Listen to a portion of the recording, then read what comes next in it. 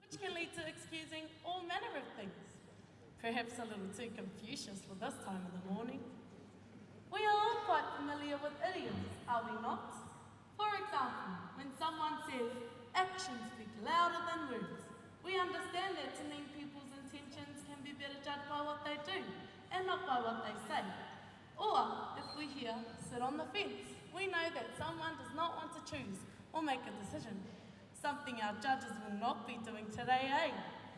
However, my topic today, you can choose your friends but not your whānau, is neither an idiom about friends or whānau. It is about our choices and that our choices have consequences. Let me play the devil's advocate for a moment, if you will. Parking friends to the side, the idea that we cannot choose our whānau is simply not true. Whānau estrangement and alienation is not an uncommon or a once-in-a-blue-moon occurrence. We know of situations in our lives. We even have examples in our oral narratives. Take Maui, for instance.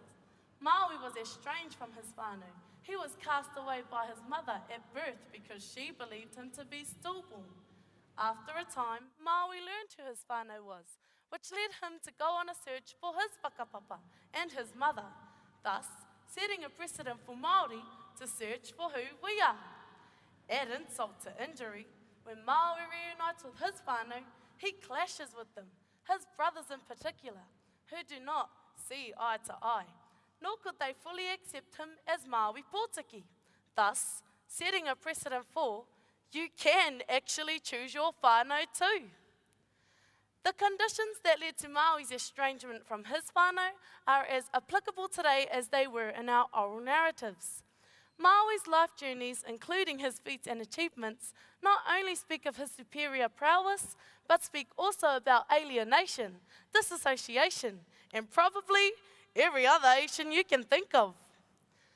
I know I can learn a lot from our oral narratives, the allegories and the legends, all lessons in disguise, reminding us that we cannot and should not judge a book by its cover, reminding us that we are all born from greatness, that we are descended from a great line of chiefs, that we are connected to our tupuna, to our atua, in more ways than we realize. Take my mum, for example. She reminds me of the goddess Tangotango, or Hapai as she is sometimes known, a celestial woman who fell in love with the great hero, Tāwhaki. Well, my dad, he's my hero, and my mum, she is always encouraging us to chase our dreams, to reach for the stars. Then there is my brother, Mahaki. He is tuarua in our whānau. Mahaki is the clever one of my siblings. So clever, in fact, that he has fine-tuned his superpower of what I term dodge and avoid.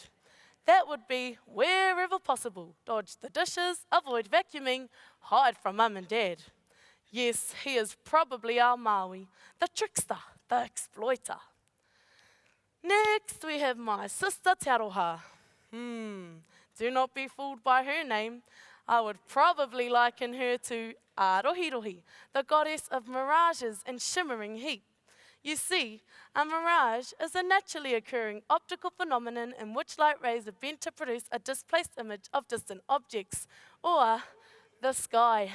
This is my sister, an optical illusion of aroha, because sometimes she can just be ahoha.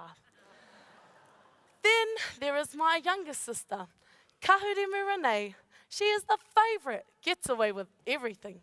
Kahu is probably our mahuika. Mahuika, who is also a younger sister to Torere Nui Te Pō. Kahu is our little spark, a real firecracker, because when she doesn't get her way, boy does she explode. Finally, there is our Pōtiki, Ngāti Mahanga, stands about this high and cute as a button. He is probably our too, always fighting for time and attention because, well, frankly, there are 4 other siblings in his way. For him, the struggle is real.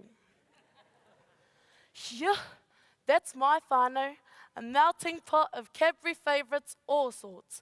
Each person different and special, no matter their quirks. That is the message Maui was trying to teach us, that we are each of us unique and important, that our choices firmly impact on the well-being of others. You can choose your friends, but not your whānau, usurps our right of choice and validates the idea of alienation, and that whānau is not okay. Let's make better choices and choose kindness over indifference, choose understanding over intolerance, choose whānau and choose friends, and like Maui, leave a legacy etched in the minds of others and the stories they share about you. The ball's in your court now. Kia ora.